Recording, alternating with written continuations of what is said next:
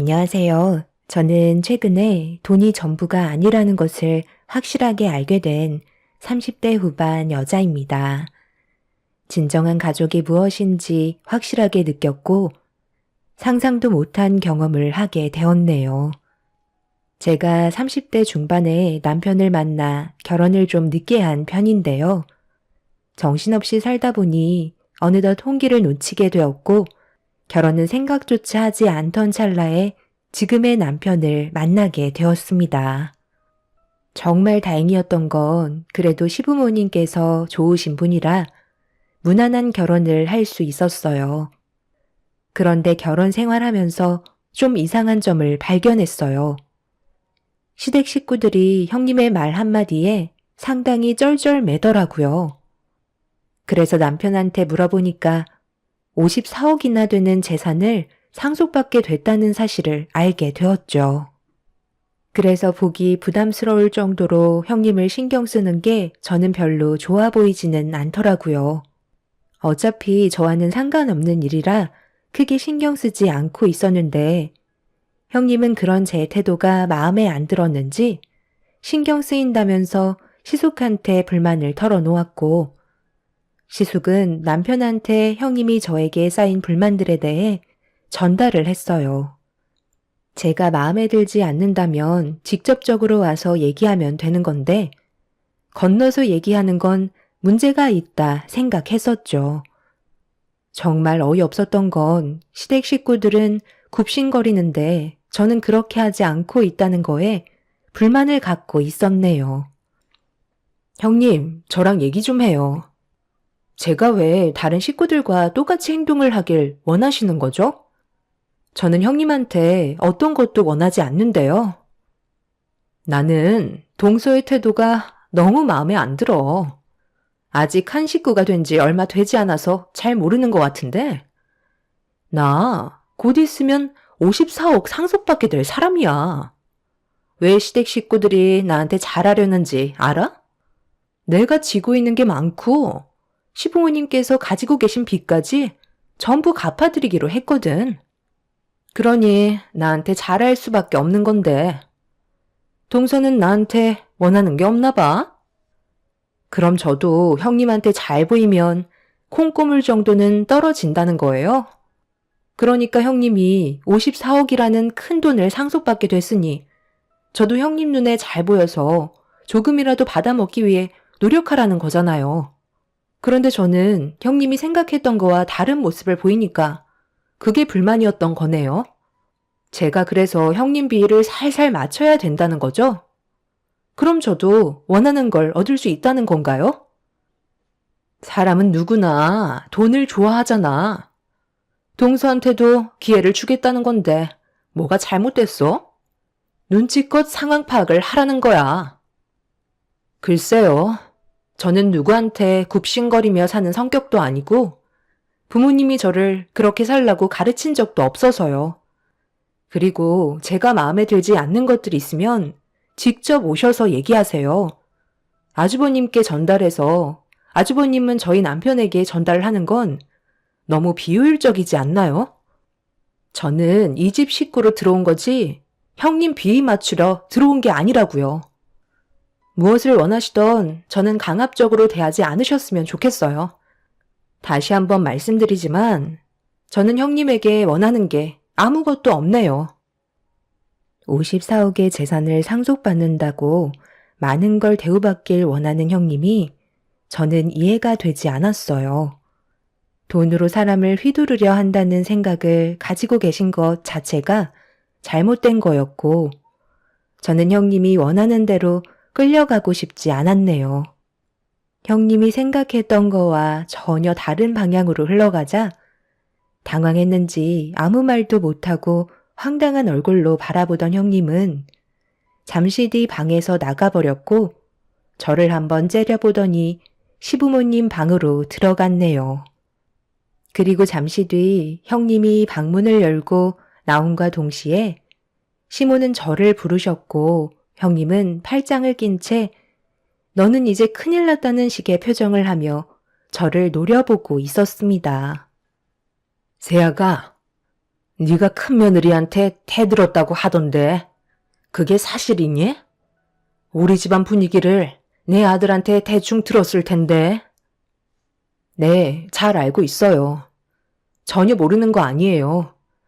어머님 집안에 빚이 좀 있으신 상황인데 그걸 형님이 갚아주기로 했다면서요. 그런데 그게 저와 무슨 연관이 있다는 거죠? 저는 형님한테 대들지 않았고 당연한 제 권리를 얘기했던 것뿐이에요. 저도 이 집의 똑같은 며느리고 뭐든지 공평한 대우를 받아야 된다고 생각해요. 형님이 저를 대하는 게 강압적이고 제 위에 군림해서 저를 돈으로 휘두르겠다고 하는데 그걸 왜 보고만 있어야 하는 거죠? 저는 형님한테 바라는 거 하나 없고 저희 집 못 사는 형편도 아닌데 굳이 굽신거리며 형님한테 다 맞춰야 할 필요는 없는 거잖아요.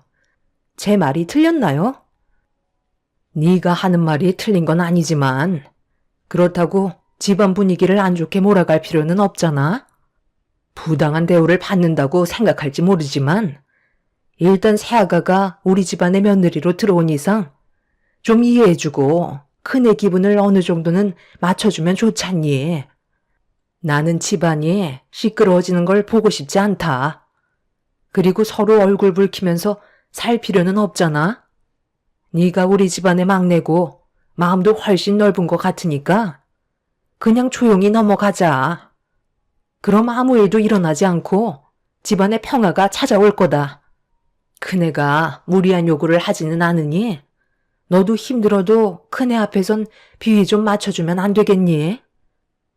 시모는 집안이 시끄러워지는 걸 원치 않는다면서 조용히 넘어가길 원하셨어요. 시모가 저를 앉혀놓고 화를 내실 줄 알았는데 오히려 침착하게 말씀하시면서 형님에게 받았던 상처를 풀어주셨습니다. 시부모님께서도 자주 만나는 것도 아니고 어쩌다 얼굴 보는 사이인데 굳이 얼굴 붉힐 필요 없어서 그냥 넘어가는 것 뿐이라고 설명하셨어요. 거기에다가 빚까지 갚아주겠다고 했으니 좀 더 조심스러워질 수밖에 없었죠.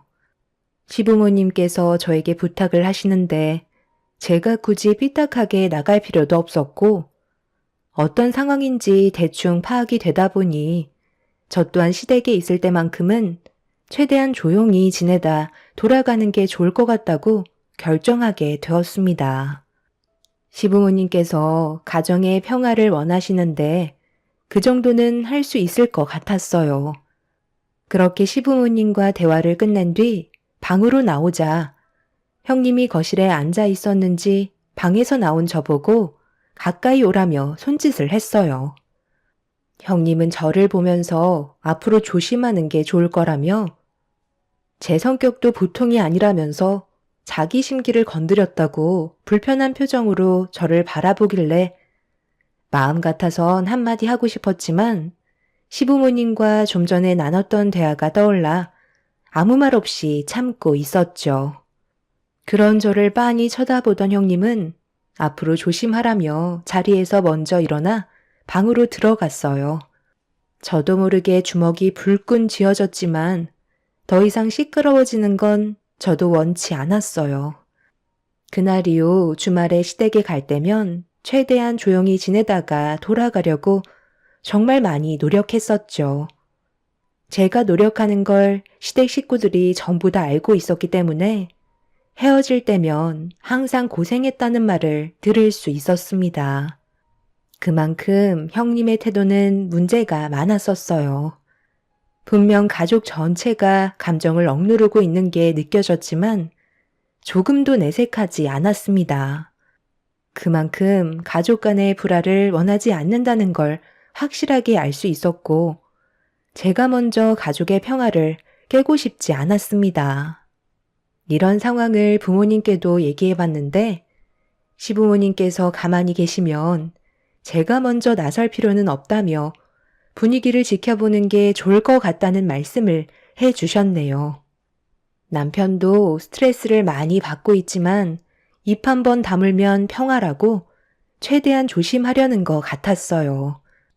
하지만 시간이 가면 갈수록 형님의 문제 있는 태도는 하늘을 찌를 정도로 점점 심각해지는 모습을 보여주고 있었죠. 동서, 내가 분명 지난주 수요일 잠깐 우리 집에 들르라고 했었는데 왜 내 전화 안 받았어? 지금 날 무시하는 거야? 형님을 무시하는 게 아니라 제가 일이 워낙 바빠서 형님 댁에 가지 못할 것 같다고 말씀드렸었잖아요. 동서가 내 전화 안 받아서 얼마나 힘들었는지 알아? 이삿짐 정리하는데 아주 혼났다고. 이번에 안 왔으니까 다음에 내가 부를 땐 꼭 와줬으면 좋겠어. 조만간 집들이 할 거거든. 그때 내가 아는 지인 싹 다 부를 건데 와서 음식 좀 해줘. 형님 집들이 하는데 제가 왜 가서 음식을 해야 돼요? 그리고 저도 하루가 모자랄 정도로 바쁜 사람이에요. 그래서 못 오겠다는 거야? 동서, 정말 이런 식으로 할 거야? 요즘 내가 말하는 거 전부 다 토를 달고 있네? 한번 해보자는 거지? 그게 아니라요. 저도 해야 될 일들이 있는데 형님이 무리한 요구를 하시잖아요. 제 입장도 생각을 해 주셔야죠. 어머님, 보셨죠? 제가 뭐라고 그랬어요? 요즘 제가 하는 말 한마디 한마디마다 토를 단다니까요. 형수, 정말 너무한 거 아니에요? 이 사람도 할 일이 있는데 왜 이렇게 무리한 요구를 하는 거예요? 다들 그만 조용히 해라. 차라리 내가 가서 도와줄 테니까 이제 그만들 하고 밥이나 먹어라. 밥상 앞에서 지금 뭐 하는 짓이야? 거길 어머님이 뭐하러 가셔서 고생을 하세요. 형님 부모님 계시잖아요. 도와달라고 하시면 되는 거 아니에요? 제 말이 끝남과 동시에 분위기는 순식간에 안 좋아졌어요. 형님은 제 말 한마디에 아무 말도 하지 않고 자리에서 일어나 방으로 들어가 버렸습니다. 남편은 저와 결혼하기 전에 형님의 부모님께서 사고로 세상을 떠나셨다며 함께 동승하고 계셨던 할아버지만 겨우 숨이 붙어 있으시다며 한숨을 내쉬었습니다. 남편이 저에게 미리 말을 해줬어야 했는데 워낙 바쁘게 살다 보니 깜빡 잊고 있었다면서 대충 상황을 설명해 주고 있었어요. 그래서 시댁 가족들은 형님이 삐딱하게 나와도 참고 있는 것 같아 보였습니다. 시모는 겉으론 절해 보여도 불쌍한 애라며 최대한 조용히 지내는 게 좋을 거라는 말을 하셨어요. 힘들어하는 건 이해하겠지만 그렇다고 시부모님께 버릇없이 행동하고 집안의 분위기를 계속해서 안 좋게 몰아가는 건 그래도 문제가 있는 것 같아 저는 반대 의견을 내세웠습니다. 오히려 시부모님께 그런 식으로 할수록 더 안 좋아질 수 있다고 지금이라도 바로 잡아야 한다는 말을 했지만 시부모님께서는 그렇게까지 얼굴을 붉히고 싶어 하지 않으셨어요. 시부모님께서 가만히 계시니 제가 설레발치면서 나설 필요는 없었고 괜히 형님의 상처를 건드려 버린 것 같아 신경 쓰이기 시작했죠. 시부모님께서는 저희 먼저 집으로 돌아가라며 얼굴 봐봤자 좋아질 거 하나 없다고 저희를 돌려 보냈습니다. 그날 이후 시도 때도 없이 전화해서 저를 힘들게 했던 형님은 전화 한 통 없었고 주말에 시댁에 오지도 않았네요. 그런 생활이 반복이 되자 괜히 제가 미안해지게 되더라고요. 그래서 제가 먼저 형님 댁에 찾아가서 대화를 시도해야 하나 고민을 하고 있었는데 시부모님과 남편은 그냥 가만히 있는 게 좋을 것 같다며 형님의 기분이 풀어질 때까지 상황을 지켜보길 원했습니다. 남편에게 형님이 처음 며느리로 들어왔을 때부터 지금까지의 삶에 대해 전부 들을 수 있었는데 형님의 삶도 참 딱했었어요. 형님 밑으로 동생이 하나 있었는데 가족끼리 여행을 갔다가 동생분과 싸우게 되었고 숙소에서 뛰쳐나간 동생분은 어두운 길을 혼자 걷다가 교통사고로 세상을 떠나게 되었고 그 충격으로 형님의 부모님께선 모든 탓을 형님에게 돌렸던 거였죠. 정신적인 충격을 받은 형님은 부모님께 미움이 박히게 되면서 거의 인연을 끊다시피 했는데 부모님과 할아버님마저 교통사고를 당하게 된 거였죠. 그리고 할아버님이 세상을 떠나시게 되면 형님이 54억의 재산을 상속받게 되는 거였습니다. 아무래도 병원에 계시는 할아버님의 생명이 위태로우셔서 더욱더 예민해져 있는 것 같아 보였어요. 하지만 그건 형님의 집안 문제이고 그런 상황들로 인해 다른 가족에게까지 피해를 주는 건 잘못된 게 분명했기 때문에 다음에 얼굴 볼 일이 있으면 확실하게 짚고 넘어가는 게 좋을 것 같아 때를 기다리고 있었습니다. 참는 건 한계가 있었고 형님의 행동들이 가족들을 점점 지치게 만들고 있다는 걸 전부 지켜보고 있던 저는 모든 걸 바로잡고 싶었습니다. 그렇게 어느 정도의 시간이 지나고 명절이 다가오자 한동안 모습을 안 보이던 형님도 시댁에 발을 들였습니다. 솔직히 형님과 마주하지 않았던 기간 동안 정말 살 것 같았는데 형님이 발을 들이자마자 서로 눈치만 보고 있었네요. 그런데 어딘가 모르게 분위기가 좀 달라 보이는 게 불길한 예감이 들었고 제 예감은 틀리지 않았는지 잠자리에 들려고 준비를 하던 도중에 침묵을 지키던 형님의 한마디에 저는 표정 관리가 되지 않을 정도로 기분이 좋지 않았어요. 어머님, 동서한테는 저기 이불장 제일 밑바닥에 깔려있는 여름용 혼이불 주시면 될 것 같은데요? 그 매니의 이불은 저 주셔야죠. 이불장 제일 밑바닥에 깔려있는 이불은 위에 있는 이불들이 손상되지 않게 깔아놓은 거라 많이 해져 있고 작은 방은 바람이 새어 들어와서 두꺼운 이불을 넣어줘야 되거든. 첫째 너는 그래도 우리 집에 오면 내가 항상 하나밖에 없는 거위털 이불 내어주잖니. 작은 며느리는 거위털은 아니더라도 두꺼운 이불은 덮고 자야지. 이건 내가 알아서 할 테니까 어서 들어가 자라. 동서가 뭘 잘했다고 몸따시게 두꺼운 이불을 덮어야 하는 거죠? 저번에 저한테 보인 행동 잊으셨어요? 형님, 그건 제가 몰라서 그런 말을 했던 건데 그건 정말 죄송하게 생각하고 있어요. 다른 날도 아니고 오늘 명절인데 기분 좋게 보내면 안 될까요? 저도 형님이랑 좋은 관계로 지내고 싶다고요. 제가 많이 부족했어요. 그러니 이제 그만하세요. 뭘 그만해? 나는 아직 시작도 안 했는데. 어머님, 앞으로 장롱 밑에 깔려있던 이불은 동서 전용으로 주세요. 만약 재화가 다 풀리기 전까지 저 몰래 다른 이불 내어주시면 더 이상 못 참아요. 제 말을 들으셔야 빚을 갚을 수 있다는 거 잊으신 거 아니시죠? 동서, 뭐하고 있어? 내가 말한 대로 장롱 밑에 깔려있는 이불 가지고 가라니까? 내 말 안 들리는 거야? 엄마, 형수가 이렇게까지 막 나가는 걸 언제까지 지켜봐야 하는 거야?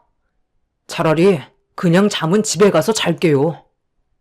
그러든지 말든지. 그건 동서랑 서방님이 결정할 문제니까 알아서 하시고. 어머님, 저 방에 들어가 있을 테니까 따뜻한 수건 좀 내와주세요. 아까 전 좀 붙였다고 어깨가 많이 뭉쳤나 봐요. 어깨 안마 좀 해주셔야 할 것 같아요. 어머님, 죄송해요. 저는 더 이상 못 참겠어요. 언제까지 이런 식으로 형님 눈치 봐가면서 살아갈 순 없는 거라고요. 형님이 상처를 받든 말든 이제 상관하고 싶지 않아요. 형님 때문에 가족 전체가 불행해지고 있다는 거 몰라요? 솔직히 형님이 시부모님 빚을 갚아주겠다는 말만 하지 않았어도 이런 일은 없는 거라고요. 왜 아버님 어머님께서 형님의 눈치를 보면서 살아야 되는 건데요? 그리고 아직 54억이 형님한테 상속된 것도 아니잖아요? 할아버님께서 세상을 떠나셔야 형님한테 54억이 상속되는 건데 벌써부터 이런 식으로 행동하는 거 정말 너무 유치하고 약한 부분을 이용해서 막대하는 거 정말 잘못된 거예요. 저는 솔직히 아주버님이 형님과 이혼하셨으면 좋겠어요. 할아버님 세상 떠나시면 형님한테 가족이란 지금 여기 모여있는 우리들밖에 없는 거라고요. 그럴수록 서로 도와가며 관계를 좋게 이어가야 하는데 이런 식으로 계속해서 모난 행동을 보일 바엔 차라리 인연 끊고 얼굴 안 보며 사는 게 훨씬 속 편하겠어요. 그리고 저는 장롱 밑에 있던 호립을 쓰지 않을 거고요. 이 집에서 나가지도 않을 거예요. 솔직히 거위털 이불도 아버님, 어머님 덮으시는 건데 형님한테 양보한 거잖아요. 그런데 그런 걸 감사하게 생각하기는커녕 어머님한테 안마를 해달라고요? 전 부치는 거 젓가락으로 깨짝깨짝거리면서 입으로 들어간 게 훨씬 많았잖아요. 고생은 어머님이랑 제가 다 했는데 어떻게 그런 말을 할 수가 있어요? 형님이 어머님 어깨를 주물러 드려야 하는 게 맞는 거 아닌가요? 제 말이 틀렸어요? 방 안에 펼쳐진 거위털 잎을 다시 어머님 방으로 돌려놓을 거예요. 제가 이 집의 며느리로 들어온 이상 더 이상 두고 볼 수 없을 것 같네요. 저는 그동안 쌓였던 게 많았는지 결국 참아왔던 감정을 터뜨리게 되었고 형님은 제가 쉬지 않고 쏟아내는 말에 당황해하고 있었습니다. 너무 흥분을 해서 그런지 온몸이 떨려왔지만 형님 방으로 들어가 거위털 이불을 들어 시부모님 방으로 가지고 들어가려 하자 그런 저를 보고 있던 형님이 거위털 이불을 빼앗으면서 어딜 가져가냐고 거위털 이불을 뺏기지 않으려 강하게 당기기 시작했어요. 저와 형님이 서로 옥신각신하자 가족들 전체가 저와 형님을 떼어놓으려 했지만 서로 거위털 이불을 절대 뺏기지 않겠다며 안간힘을 쓰는 순간 이불은 순식간에 둘로 찢겨버렸고 이불 속에 있던 많은 거위털들이 공중으로 퍼져버렸습니다. 시모는 찢긴 이불을 보며 경악을 했고 형님과 저는 비명을 지르면서 분노하신 시모를 바라보며 뒷걸음질 치고 말았습니다. 시모는 정말 아끼는 이불을 만신창이로 만들어놨다고 엄청난 화를 내셨네요. 정말 보자 하니까 잡는 것도 한계가 있는 거라고. 그래도 큰 며느리라고 최대한 대우해 주려고 내가 얼마나 노력했는지 알아? 나도 너처럼 예전에 비슷한 경험을 했기 때문에 부모를 잃은 슬픔이 얼마나 아픈지 알아서 네가 언젠가 다시 예전의 모습으로 돌아오길 바랬는데 이젠 아주 이 집안의 왕처럼 행동을 하려는 거야? 그래도 우리 집안의 큰 며느리라고 내가 정말 아끼는 거위털 잎을 내어줬으면 감사하게 생각할 것이지. 작은 며느리한테 해진 혼이불을 주라고 손윗사람으로서 부끄러운 행동을 보여? 그래, 내가 거기까지도 꼭 참았다. 명절이고 서로 오래간만에 얼굴 봐서 최대한 조용하게 넘어가고 싶었어. 그런데 정말 소중하게 생각하는 거위털 이불을 두동강 내버려? 빚이야 어차피 천천히 갚아나가면 결국 다 갚기 마련이다. 내가 돈 때문에 지금까지 참아왔다고 생각하는 거니? 넌 오늘 내가 아주 끝장낼 줄 알아. 오냐 하니까 아주 가족 모두를 잡아먹으려 드네. 어딜 도망가? 당장 이리 안 와? 오늘 아주 끝장 볼 줄 알라고. 시모는 화가 머리끝까지 올라오셨는지 남편과 결혼 이후 처음으로 분노하시는 모습을 눈앞에서 보고 말았습니다. 언제나 침착함을 잃지 않으시려던 시모가 분노를 터뜨리시자 아무도 말릴 수가 없었어요. 당황해서 도망치려 했던 형님은 시모에게 뒷덜미를 잡히게 되었고 바닥에 흩어진 거위털들을 전부 주워서 형님의 입에 마구 쑤셔 넣으셨습니다. 그동안 시모 또한 스트레스가 쌓인 게 많으셨는지 제가 알던 분의 모습은 조금도 찾아볼 수가 없었어요. 형님은 시모 좀 말려달라며 눈물을 흘리면서 애원했고 저희는 겨우 시모와 형님을 분리시켜 놓을 수 있었습니다. 시모는 방으로 들어가시더니 바늘과 실을 가져오셨고 두 동강 나버린 이불을 원상태로 복구해 놓으라면서 주저앉아 있는 형님 앞에 자리를 지키셨어요. 형님은 눈물을 흘리면서 바닥에 떨어져 있는 바늘과 실을 주워들어 찢어진 이불을 수선하기 시작했고 저희는 시모의 눈치를 보면서 흩어져 있던 거위털을 한 곳으로 모으고 있었습니다.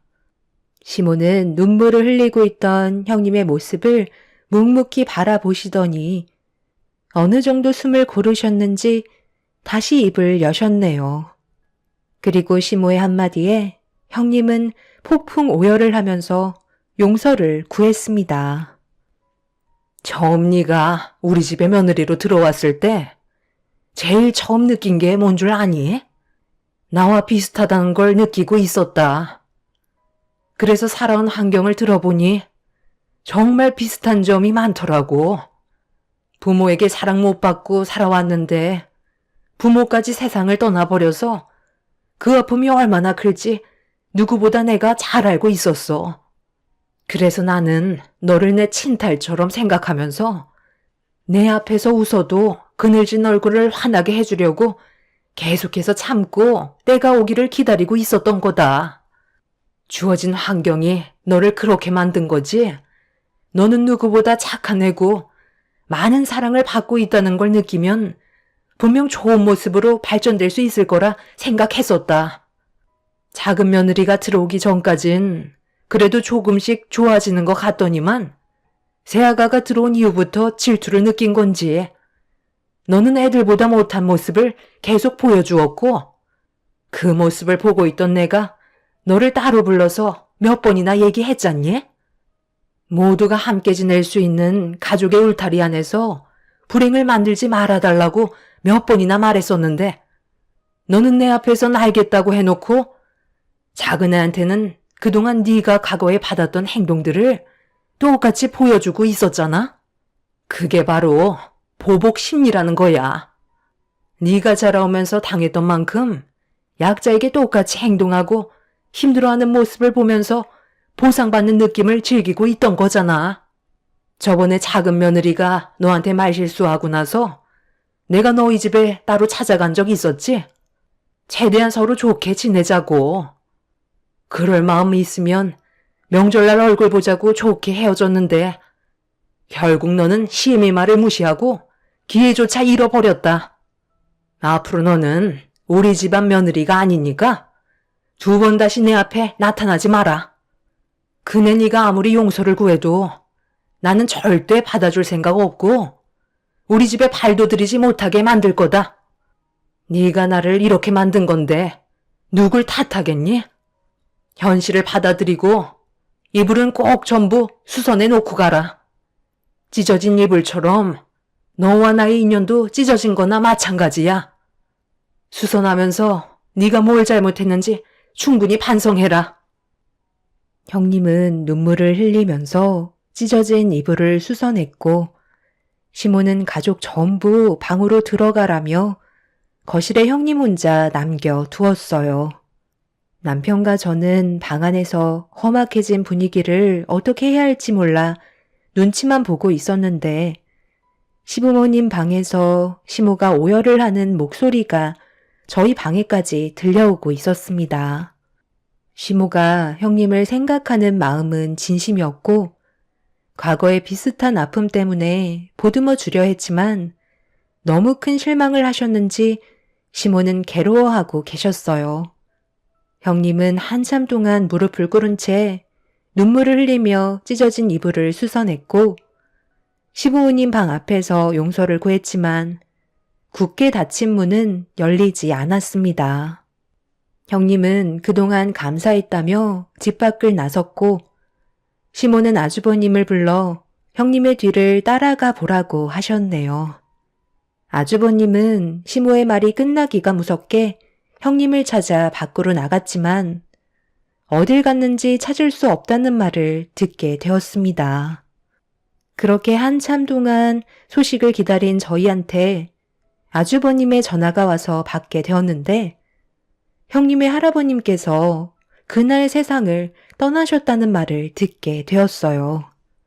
저희는 그래도 가족이라는 이유 하나로 할아버님의 장례를 함께 도왔고 형님은 그런 저희를 보며 한참 동안 아무 말 없이 눈물을 쏟아내었습니다.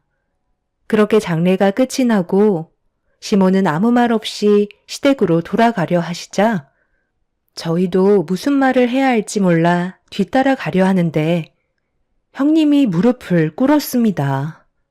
그리고 오열을 하면서 다시 예전으로 돌아가고 싶다며 충격적인 말을 꺼내었는데 54억이라는 상속은 애초부터 없었다고 그동안 속여서 죄송하다는 말을 하는 순간 저희는 입을 다물지 못했습니다.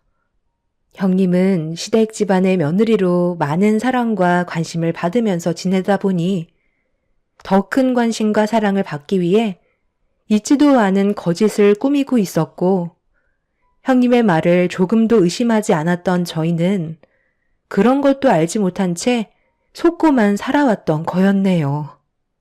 형님은 잘못했다며 예전으로 돌아가고 싶어서 진실을 얘기하는 거라고 했지만 이런 거짓말을 결국 밝혀질 게 뻔한데 왜 속이려 했는지 이해할 수 없어 시모가 왜 거짓말을 했냐고 물어보자 형님은 할아버님이 그렇게 일찍 세상을 떠나실 줄 몰랐다며 자신의 어리석은 행동을 뉘우치고 있었습니다. 관심과 사랑을 받기 위해 거짓을 꾸몄던 형님의 모습을 보곤 가족 전체가 더 큰 실망을 하게 되면서 더 이상 얼굴 볼 일이 없을 것 같다는 시모의 말에 저희 가족 전부 시모의 뒤를 따르게 되었네요. 그날 이후 형님은 시댁에 찾아가 몇 시간씩 용서를 구하고 있지만 변화되는 건 아무것도 없었습니다. 현재 형님은 정신과 치료를 받고 있는 상태이며 아주버님과 이혼을 고려하고 있는 중입니다. 자신이 받아왔던 과거의 아픔들이 이렇게까지 큰 문제를 일으키게 될지 본인은 알고 있었을까요? 결국 형님은 자신의 욕심이 모든 걸 잃게 만들었고 충분히 뉘우치고 있긴 하지만 시모의 마음을 되돌릴 수 있을지 모르겠네요. 이런 상황이 참 안타까울 뿐입니다. 제 사연 들어주신 분들 감사합니다. 안녕하세요. 저는 40대 여자입니다. 최근에 좋은 추억 하나 만들어서 사연을 신청하게 되었습니다. 이 글을 쓰면서 다시 생각해봐도 많이 어이가 없지만 그래도 제가 내린 결정으로 인해 그 사람들이 뭘 잘못했는지 깨달았으면 좋겠어요. 시동생이 동서와 결혼한 지 얼마 되지 않았을 때 집안이 어떻게 돌아가는지 모든 걸 파악하지 못했는지 저를 좀 무시하는 경향이 있었어요.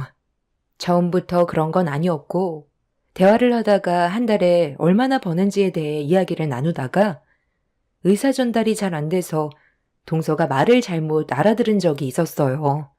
그런데 그때 나누던 대화에서 동서의 성격이 썩 좋지 않다는 걸 알게 된 이후 별로 상대하고 싶지 않았어요. 약간 거리를 두는 게 좋을 것 같다고 판단하게 되었죠. 본인이 그렇게 잘난 것도 아닌 것 같은데 사람을 무시하는 말투와 행동들이 몸에 배어 있는 것 같았는데 며느리로 들어온 지 얼마 되지 않아서 성격을 전부 다 드러내지 않고 숨기는 게 느껴졌습니다. 이번 추석 때 동서와 주방에서 명절 음식을 같이 만들고 있었는데 말수가 많던 동서가 돈 얘기를 꺼내기 시작했어요. 음식을 만들면서 묵묵히 들어주고 있었는데 자기가 시동생과 결혼한 이유를 설명하더라고요. 매달 벌고 있는 월급이 좀 많아서 경제적으로 여유가 느껴져서 결혼을 선택하게 된 거라는 말을 꺼냈어요. 동서가 돈 때문에 결혼한 것 같은 느낌이 들길래 약간 속물처럼 보였죠. 시동생을 뒷배경을 보고 결혼한 것 같은 느낌을 받아서 아무 말도 하지 않았는데 저보고 한 달에 돈을 얼마나 벌고 있냐고 물어보길래 먹고 살 정도는 벌고 있다고 대충 말을 흘렸어요.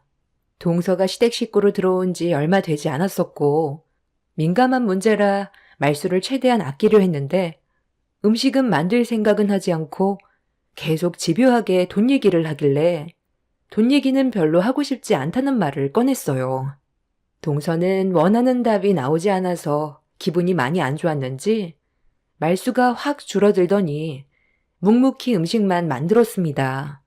굳이 동서가 물어보는 말에 제가 전부 다 답해줄 필요는 없다고 생각했는데 이걸 또 기분 나빠한 동서는 시모가 주방으로 들어오자마자 저와 가까워지려고 본인은 노력하고 있는데 저는 오히려 거리를 두는 것 같아 서운하다면서 불만을 털어놓고 있었습니다. 그때 동서에게 느낀 감정은 조만간 시댁 집안에 엄청난 폭풍이 휘몰아칠 것 같은 느낌이 들었습니다. 시모는 이제 막 한 식구로 들어온 지 얼마 되지 않은 동서 편을 들어주긴 했지만 시모도 동서의 행동에 약간 당황스러워하고 있었어요. 아무래도 제 눈치가 보였는지 자리를 피해버렸는데 남편이 주방으로 들어왔어요. 식사 준비가 언제 끝나는지 살펴보려고 들어왔다길래 음식 준비가 거의 다 되어간다며 남편과 대화를 나누는 모습을 뒤에서 지켜보더니 갑자기 남편한테 질문을 던지기 시작했어요. 재수씨, 그런 말은 실례 아닌가? 방금 한 질문에 대해선 굳이 설명해줄 필요는 없다고 생각하는데, 그러는 재수씨는 얼마나 대단하길래 그런 질문을 해요? 아우, 아주버님, 너무 열을 올리신다. 궁금하면 물어볼 수도 있는 거죠. 저는 형님 돈벌이가 얼마나 되는지 궁금해서 물어본 건데, 이게 화낼 문제예요? 이 사람 한 달에 80만 원 벌어요. 제 밑에서 용돈벌이 하고 있는데 이제 됐어요? 그러는 재수씨는 얼마나 잘 벌길래 이 사람 난처하게 그런 걸 물어봐요? 네? 80만 원이요? 아니, 100도 아니고 한 달에 80만 원 용돈벌이 한다고요? 집 근처 아무 데서나 일해도 한 달에 80만 원은 넘게 벌 것 같은데. 아무리 용돈벌이라지만 시간 투자 대비 너무 적은 금액 아니에요? 그래서 형님이 말을 아꼈던 거구나. 저는 돈을 꽤 많이 벌어서 숨기고 있는 줄 알았는데 그게 아니었던 거네요? 동서는 그래서 무슨 말이 하고 싶은 거야? 나에 대한 돈벌이가 동서한테 중요한 이유가 뭔데? 굳이 그걸 알아야 될 필요가 있어? 개인 집안 문제를 동서가 알아서 도움이라도 주려고? 서로 예민한 부분은 세세히 묻지 않는 게 예의지.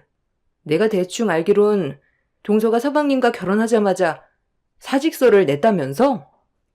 그건 제가 그만두고 싶어서 사직서를 낸 게 아니에요. 다른 좋은 직장을 알아보려고 잠깐 쉬고 있는 것뿐이지만 그래도 회사 다닐 땐 형님보다 많이 벌었어요. 어찌됐든 지금은 일을 하지 않는 백수라는 거잖아. 서방님이 벌어는 돈으로 먹고 사는 거면 적은 돈이라도 용돈벌이로 하는 내가 더 나은 거 아니야? 전에 나보다 돈을 많이 벌었어도 동서가 지금은 백수인 것처럼 나도 그만한 이유가 있으니까 이 정도로 만족하면서 살고 있는 건데 너무 꼬치꼬치 묻지 마. 오늘 무슨 날인진 알고 있지? 아버님 시장하시겠다. 빨리 서두르자. 제가 한 말에 대해 기분이 많이 상했는지 동서는 표정 관리를 하지 못하고 있었습니다. 그래도 해야 될 말은 해야 앞으로 조심할 것 같아 솔직하게 동서의 행동에 대해 지적을 했어요. 그렇게 명절 이후 동서는 말수가 상당히 적어졌고 본인도 어느 정도 실수를 인정하는 것처럼 조심스럽게 행동하길래 저도 너무 선을 그은 것 같아 기분을 풀어주려고 먼저 말을 붙였어요. 동서가 꿍에 있으면 가족들 전체가 불편함을 느끼게 되고 그렇게 되면 안 좋은 일이 생기게 될까봐 손윗 동서로서 제가 먼저 다가갔어요.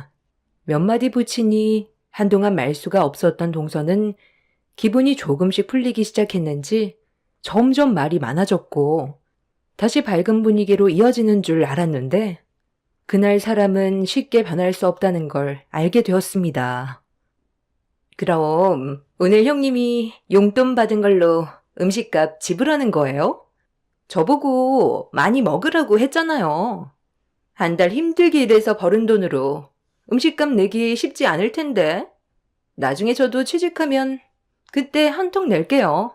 대신 그 전에 형님한테 빌붙어서 많이 얻어먹어야 되겠네. 80만 원 용돈이라고 했으니까 오늘 음식값으로 다 지불해도 되잖아요. 오래간만에 모인 자리인데 당신 또 왜 그래? 아, 그냥 가만히 좀 있어. 좋은 분위기 다 망치게 생겼잖아. 형수님한테 무슨 불만 있어? 불만이 있는 게 아니라 여기 있는 음식 많이 먹으라잖아. 그 말이 뭐겠어? 형님네가 산다는 거잖아. 그래서 배 터지게 먹겠다는데 뭐 잘못됐어? 오늘 우리 가족 회식이잖아. 내가 형 회사에서 같이 일하고 있다는 거 모르는 것도 아니면서 굳이 그런 말을 해야 돼? 아, 그냥 가만히 있으면 어련히 알아서 해줄까? 오래간만에 한자리에 모인 만큼 분위기 파악하고 입 조심해야지. 당신 때문에 소고기가 어디로 들어간지도 모르겠어. 괜찮으니까 그만하고 식사하세요. 동서가 분위기 띄우려고 장난으로 했나 보죠. 설마 나쁜 뜻으로 그랬겠어요? 아버님, 어머님도 계시니까 넘어갈 수 있는 건 대충 넘어가요. 동서, 서방님이 우리 그 회사에서 일 도와주고 있는 거 알지? 그래서 오늘 회사 회식인데 가족들끼리 따로 모여서 식사를 하기로 했던 거고, 오래간만에 동서 얼굴도 보고 해서 많이 먹으라고 했던 거니까 편하게 많이 먹고 가. 그런데 아직까지 취업 소식은 없는 거야? 동서 능력 된다면서.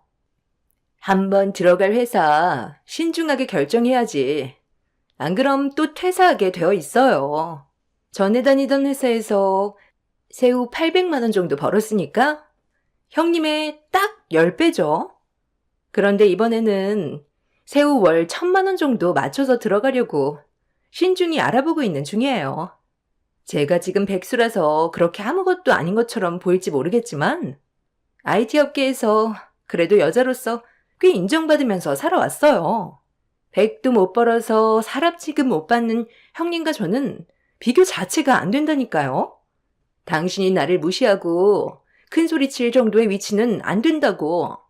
꼴랑 월 400 벌면서 800만 원 벌었던 나한테 어떻게 큰 소리 칠 수가 있어? 내가 요즘 가만히 있으니까 보잘것 없어 보이지?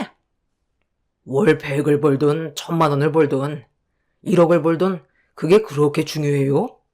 재수 씨가 월 800만 원 벌었었고 잘 나갔던 건 가족들 모두 모르는 거 아니에요. 그래도 다른 건 몰라도 최대한 개념은 챙겼으면 좋겠네요. 저희 부모님 앞에서 계속 이런 식으로 행동하는 거 상당히 불편하고 이럴수록 만나기 꺼려져요. 또다시 분위기는 안 좋아지기 시작했고 남편과 동서는 점점 언성이 높아지기 시작했어요. 대화 도중에 충격을 받았던 건 저에게 100도 못 벌어 사람 취급 못 받는다고 저를 무시하던 동서의 모습을 보고 너무 당황스러웠어요. 추석 명절 때 입 조심하라고 그렇게 얘기했는데 한 번 터진 입은 좀처럼 가라앉지 않았습니다. 계속 이런 관계로 이어지다 보면 언젠간 서로에게 엄청난 상처로 돌아오게 될 것 같아 최대한 좋게 풀어가려 했는데 한 번 흥분한 동서를 좀처럼 진정시키기에는 어려움이 있었습니다. 점점 거친 말을 뱉어대는 동서 때문에 집안 분위기는 결국 순식간에 안 좋아졌어요. 불안해지기 시작했던 저는 동서한테 따로 얘기 좀 하자고 밖으로 불러낸 뒤 진지하게 대화를 이어나갔습니다. 동서가 뭘 잘못하고 있는지 전혀 파악을 하지 못하는 것 같아 설명해 줬어요. 도대체 뭐가 불만이야? 솔직하게 좀 얘기해봐. 생각은 하고 말하는 거지? 궁금한 게 있으면 개인적으로 따로 물어보던지 해야지. 꼭 가족들 앞에서 난감하게 해야 돼? 먼저 얘기하기 전에 한 번 더 생각하고 나서 얘기해도 늦지 않잖아. 솔직한 건 좋은데 너무 생각 없이 툭툭 내뱉어서 깜짝깜짝 놀라. 그게 제 매력이에요. 형님은 좋게 했어요. 저만 나쁜 년 되고 가족들 전부 형님 편이니 얼마나 든든하겠어요. 꼴랑 월 80만 원 벌면서 800 버는 나를 이렇게 무시해도 되나? 내가 저번에 얘기했지?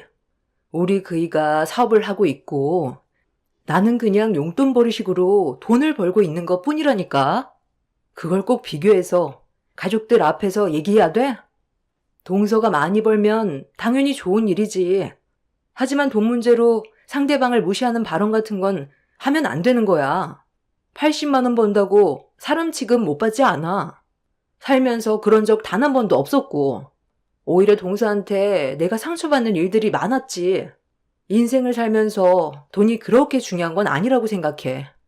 많이 있으면야 좋겠지만 없다고 해서 불행한 삶을 사는 것도 아니야. 나도 예전에는 어려웠던 적이 꽤 길었는데 지금은 여유도 많이 생겼고 용돈도 쓸 정도로 생활이 많이 풍족해졌어. 동서 집안이야. 원래 좀 살았으니까 내 말에 이해가 안 될 수도 있는데 나도 산전수전 다 겪어본 사람이라는 거야. 그만큼 지금까지 살아오는 동안 많은 걸 느끼고 배우면서 제일 중요한 건 바로 입조심을 해야 된다는 거고, 말실수 한 번에 상대방의 인생길이 완전히 달라질 수 있거든. 그러니까 동서도 최대한 말을 가려서 하는 게 좋아. 그래야 동서도 나중에 상처를 받지 않지. 모든 자기가 저지른 행동에 대해서는 그만큼의 대가가 따른다는 걸 알아둬. 그거야 형님 생각이죠. 저는 형님이 하는 말에 공감이 별로 되지가 않아요. 저는 지금까지 살아오는 동안 하고 싶은 말 다 하면서 살아왔었고 뭐든 솔직하게 얘기했어요. 제대로 표현도 못하고 상처받을까봐 하고 싶은 말 못하면 본인이 손해고 정신적으로도 상당히 힘들어지죠. 그럴 바엔 그냥 솔직하게 얘기하는 게 좋지 않아요? 내 삶을 챙기는 것도 힘든데 상대방까지 신경 쓰면서 살면 피곤해서 살 수 있겠어요? 저는 제가 하고 싶은 말 하면서 살 거예요. 할 말 끝났으면 먼저 자리로 가볼게요. 동서와는 도저히 대화가 통하지 않았어요. 제 말을 귀담아 듣지도 않고 자리로 돌아가 버린 동서의 모습에 실망을 많이 하게 된 저도 마음의 문이 닫혀버렸고 그런 동서의 모습에 화가 많이 났었습니다. 그래도 인생 선배인 제가 최대한 좋게 설명을 해주고 가족의 구성원이 되었으니 잘 지내보고 싶은 마음에 기분 나쁜 것들이 있어도 그냥 넘어갔는데 동서는 배려해주고 있다는 것도 모른 채 막무가내로 행동하기 시작했어요. 도대체 뭐가 잘못된 건지 이해할 수가 없었습니다. 다시 자리로 돌아오게 된 저는 심호흡 한번 하고 자리에 다시 앉았는데 동서의 버릇없는 행동이 계속 이어졌고 결국 집안 싸움으로 이어져 버렸습니다. 방금 제가 1억 써 넣은 곳에서 전화가 왔는데요. 제가 원하는 대로 조율이 되지 않아서 고민을 많이 했는데 복지가 좋아서 그냥 들어가기로 했어요. 좀 서두르는 감이 있긴 했지만 저도 마냥 놀 수도 없고 무엇보다 제 앞에 앉아있는 형님이 저를 백수 취급하면서 형님보다 못한 급으로 취급하는 게 너무 기분 나빠서 그냥 다니려고요. 어머님, 아까 형님이랑 무슨 대화를 했는지 알아요? 아니 글쎄, 제가 크게 잘못한 것도 없는데 말실수를 했다면서 충고하더라고요. 남들 눈치 보면서 말도 가려서 해야 되면 피곤해서 어떻게 살아요? 그런 건 자존감이 없는 사람들이나 남 눈치 보면서 사는 건데 제가 왜 그렇게 살아야 하죠? 형님이나 남들 눈치 보면서 사세요. 제가 왜 남들 기분까지 살펴야 되는데요? 이제 저 형님네랑 자리 만들게 되면 참석 안 하려고요. 차라리 따로 자리 만드는 게 좋겠어요. 나도 이 자리에 시간 내서 왔는데 하고 싶은 말도 못하면서 살 바엔 따로 만나는 게 서로가 스트레스 받지 않는 방법 아니겠어요? 자기야, 그만 일어나자. 내가 이런 대우 받으려고 당신이랑 결혼한 거 아니잖아? 어머님, 제 말이 틀렸어요? 한번 말씀 좀 해보세요. 제가 뭘 잘못했는지 어머님도 모르시겠죠? 제주씨, 지금 어른들 앞에서 뭐 하는 거야? 이 사람이 좋게 얘기했으면 재수 씨도 좋게 받아들여야지. 좀 전에 했던 말들이 그럼 잘한 행동이라는 거야? 형, 그렇다고 왜 화를 내고 그래? 솔직히 하고 싶은 말 할 수도 있는 거지. 우리가 눈치 보면서 말을 가려서 할 필요는 없는 거잖아. 내가 말은 안 했지만 이 사람이 명절 때 욕 먹고 나서 한동안 얼마나 힘들어했는지 알아? 그냥 좀 좋게 봐주면 안 돼? 여기가 군대도 아니고 왜 이렇게 하지 말라는 게 많아? 서방님, 이 사람과 제가 하는 말의 뜻을 모르는 거예요? 가족들이 있을 때 아무리 편해도 기본적인 태도와 상식적으로 문제가 되는 건 차라리 안 하는 게 좋은 거라고 얘기한 건데, 그게 뭐가 잘못됐어요? 서방님이 동서편을 들어주는 거 이해는 하지만, 잘못된 건 확실하게 짚고 넘어가 주는 게 좋다고 생각해요. 좀 전에 동서가 나한테 하는 말 못 들었어요? 백도 못 벌어서 사람 취급 못 받는다고 했잖아요. 이게 동서가 나한테 해도 되는 말이라고 생각해요? 틀린 말이 아니니까 그런 거죠. 아주버님이 얼마나 짠돌이면 마누라 일 시키고 한 달 용돈으로 80만 원 주는데 당연히 사람 취급 못 받는 거죠. 저는 그렇게 보이는데요. 이 사람도 아주버님 회사에서 일하는데 받는 돈이 상당히 적은 것 같아서 솔직히 기분 별로 안 좋거든요. 이 사람도 동생으로 생각해 주지 않는 거겠죠. 회사 대표라는 사람이 가족들 먼저 챙기는 건 당연한 건데 최소 월 500은 맞춰줘야 되는 거 아니에요? 그리고 제가 아주버님이었으면 형님한테 한 달에 80만 원이 아니라 800만 원 맞춰줬을 것 같네요. 이렇게 해도 눈치 보이고 저렇게 해도 눈치 보이고 잔소리 할 거면 차라리 말을 시키지 말던지요. 아, 그래. 이번에는 네가 좀 예민했던 것 같다. 더 일이 커지기 전에 그냥 좋게 넘어가는 게 어떻겠니? 이러다 정말 집안 싸움 날 것 같구나. 어머니가 지금 재수 씨를 감싸고 둘 상황이 아니잖아요. 잘못한 걸 모르는 것도 아니면서 왜 재수 씨 편을 들어줘요? 어머니는 항상 보면 저희 편에선 한 번도 얘기해주지 않고 무조건 동생 편에서만 들어주는데 이거 정말 서운해요. 이런 자리도 만들고 싶지 않아요. 우리는 항상 베풀었는데 돌아오는 건 결국 이런 거죠. 앞으로 식사 모임 자리도 가지지 않을 거고 명절 때도 찾아뵙지 않을 테니까 동생이랑 재수씨 옆구리에 끼고 사세요. 저희 먼저 일어나 볼게요. 어머머머, 잘 됐네. 저도 얼굴 마주보고 밥 먹는 거 정말 불쾌했었는데 이참에 전부 영 끊어버리세요. 어머님, 제가 잘할게요. 저 이번에 다시 회사로 들어가면 어머님이 원하는 거 전부 다 해드릴 수 있으니까 저희랑만 지내요. 어머님도 저번에 저한테 그러셨잖아요. 형님 눈치 보여서 말도 제대로 못한다고요. 아주버님이 사업하면서 버는 돈으로 용돈 타서 쓰니까 하고 싶은 말도 못하고 있었죠? 제가 용돈 드릴게요. 그냥 인연 끊어버리세요. 스트레스가 만병의 근원이래요. 당신도 거지 같은 회사 때려치우고 당장 나와. 다른 곳에서도 그 정도 월급 충분히 받을 수 있잖아. 그렇게 사는 게 훨씬 속 편하지 않겠어? 말 나온 김에 내일 바로 나와.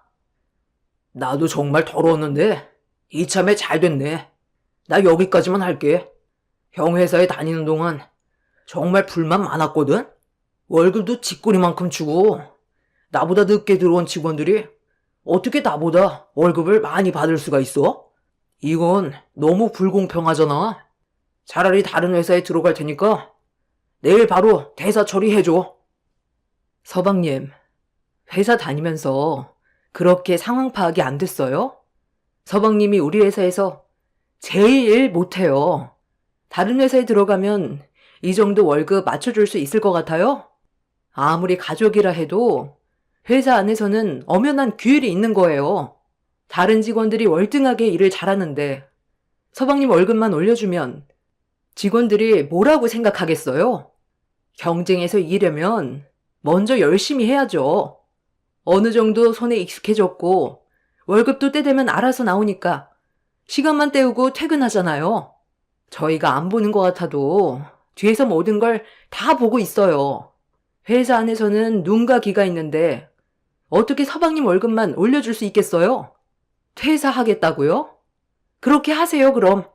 과거에 어떻게 살아왔는지는 생각도 못하고 지금 현재 배가 불러서 우리한테 상처 준 거 평생 가지고 갈 거고 퇴사하는 순간 절대로 다시 받아주지 않을 거예요.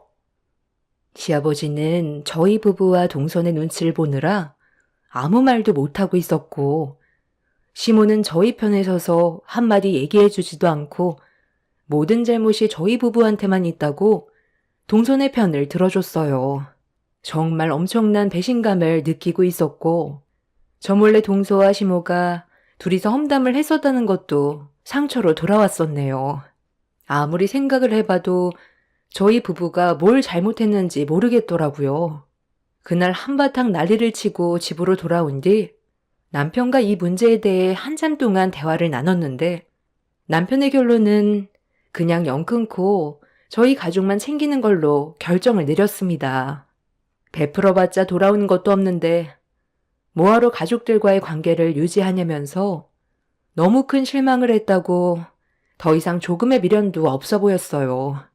저도 남편의 의견에 적극적으로 따랐고 시동생은 동서의 말대로 저희 회사에서 퇴사를 하게 되었습니다. 시동생이 다른 직원들보다 많이 뒤떨어졌지만 그래도 가족이라서 품고 갔었고 월급도 다른 직원들 말 안 나오게 조금씩 올려줬었어요. 그럼 하는 만큼 따라줘야 하는 건데 당연하게 생각하는 시동생한테 너무 실망스러웠었죠. 남편은 반도체 부품 회사를 운영하고 있는데 시동생은 생산직 업무를 맡고 있어요. 출근해서 퇴근할 때까지 하루에 기본적으로 맞춰야 될 물량이 있는데 항상 70%까지만 맞춰놔서 남편한테 몇 번이나 한 소리 들은 적이 있었는데도 시동생은 동생이라는 이유로 회사를 편하게만 다니려 하고 있었어요. 그런 모습을 봤을 때 매달 주는 월급이 너무 아깝게 느껴졌습니다. 그런데 본인 입으로 퇴사하겠다는 말을 입 밖으로 꺼내는 순간 그 말이 너무 반가웠어요. 본인의 능력은 생각 안 하고 돈이 적다고 생각한 시동생이 다른 회사에서 한번 겪어봐야 정신을 차릴 것 같았습니다. 그렇게 저희 회사에서 퇴사를 한 뒤 그날 일할 만큼 날수 계산해서 월급 주고 급여 이체를 중지시켜 버렸어요. 그러고 나서 얼마 뒤 동선의 부부와 시부모가 저희 집으로 찾아왔습니다. 심각하게 할 말이 있다길래 일단 들어는 봤어요. 그래도 너무 싹둑 잘라내는 건 좀 심한 거 아니냐? 생활비 정도는 줘야지. 모든 걸 끊어내버리면 너희 엄마랑 아빠는 어떻게 살라고? 꼭 이렇게까지 해야 되겠어? 왜요? 잘난 서방님이랑 동서가 있잖아요. 월 800만 원 번다고 엄청 잘난 척하고 가족들 연 끊게 만들어놨으면 동서한테 해결해 달라고 해야죠. 아, 그게요. 이 사람이 들어가려던 회사에서 갑자기 말을 바꾸는 바람에 거절을 당했어요. 다른 직원들은 들어오는 것만도 감사하게 생각하는데 이 사람은 바라는 게 너무 많다고 다른 직원 채용하는 게 좋겠다며 다른 회사 알아보라 하더라고요. 그래서 아직까지 다른 회사에 이력서만 넣어놓고 기다리는 중이에요. 저도 형한테 배운 기술이 있어서 다른 회사 알아봤는데 형한테 받았던 월급의 절반만 준다더라고요. 기존에 받았던 게 있다 보니 최대한 맞춰보려 했는데 제가 받았던 만큼 주는 회사는 없다며 생산직에서 대기업 월급을 바란다고 취업이 안 되더라고요. 똑같이 시간 내서 일하는데 월급이 적으니까 취업을 못 하겠더라고요. 그래서 무슨 말이 하고 싶은 건데요? 다시 받아달라는 거예요? 저희는 이미 마음이 떠났고 앞으로도 변화될 건 없을 것 같은데요? 벌써 다른 직원 채용도 끝났고요. 그만 돌아가세요. 꼭 이렇게까지 해야 되겠어? 가족끼리 평생 얼굴 안 보고 살 거야? 그럼 너희들 속이 편하겠니? 시간도 어느 정도 지났는데 최대한 좋게 넘어가자. 그래요, 형님. 가족 좋다는 게 뭐예요? 저도 지금 당장 회사에 취직을 못한 것뿐이지. 금방 취직할 수 있다니까요. 제가 눈높이 기준을 좀 낮추면 되니까 이 사람 다시 회사에 입사시켜주고 아버님, 어머님 생활비 좀 맞춰주세요. 그래야 저희도 당장 먹고 살 수 있죠. 이런 식으로 단칼에 거절하면 저희 다 굶어 죽어요. 동서가 책임진다며. 이미 우리는 손을 털어버렸기 때문에 더 이상 뭘 해주고 싶지도 않아. 그런 마음도 생기지 않고 그만 돌아가. 아버님, 어머님도 그만 가세요. 저희 부부는 동서네와 시부모님한테 조금의 미련도 주지 않고 보내버렸어요. 그리고 지금 현재 남편과 저는 시댁 식구들을 전혀 받아주지 않고 있습니다. 시동생은 발등에 불이 떨어져 결국 저희가 주던 월급의 절반밖에 안 되는 곳에서 취직을 하게 되었고, 동서는 전에 받았던 월급이 있어서 무조건 한 달에 세후 800만 원 주는 곳을 찾아보고 있는 중입니다. 경기가 안 좋은 이때에 아마 동서의 기준으로 취업은 힘들 것 같습니다. 결과적으로 시동생이 벌어오는 돈으로 동서네와 시부모님이 생활하고 있는데, 시부모님은 금전적으로 힘들어도 절대로 일을 할 생각은 없는 것 같아 보였어요. 그만큼 생활비를 타서 쓰던 생활에 익숙해져 막상 닥친 현실을 적응하지 못하고 있네요. 저희 부부는 절대로 받아줄 마음이 없어요. 냉전 한 푼 주지 않으려고요. 가족이라는 이유 하나로 손해를 봐도 호의를 베풀었는데, 당연한 권리로 생각했던 시부모와 시동생, 그리고 개념을 밥 말아먹은 동서와 더 이상 관계를 이어나가고 싶지가 않습니다. 저희 부부가 얼마나 중요한 존재였는지 앞으로 살아가면서 더욱더 많이 느끼겠죠. 시댁 식구들한테 신경 안 쓰고 생활하니 제 속이 너무 편해서 요즘 입맛까지 살아나 살까지 쪘네요. 이 행복이 오래 갔으면 좋겠어요. 최근에 동서와 시동생이 중내만내 하면서 한바탕 싸웠다는데, 아무래도 동서가 눈을 낮추고 취업을 하지 않아서 그런 것 같습니다. 시동생 본인만 힘들게 손해보고 있다고 생각하는 것 같아요. 불난집 불구경하는 게 이렇게 재밌는지 처음 알았어요. 아무래도 가족들 모두가 근처에 살고 있어서 다른 곳으로 이사를 할까도 생각 중이에요. 가까이 살면 너무 피곤하더라고요. 떨어져서 사는 게 최고인 것 같습니다. 제 사연 들어주셔서 감사합니다.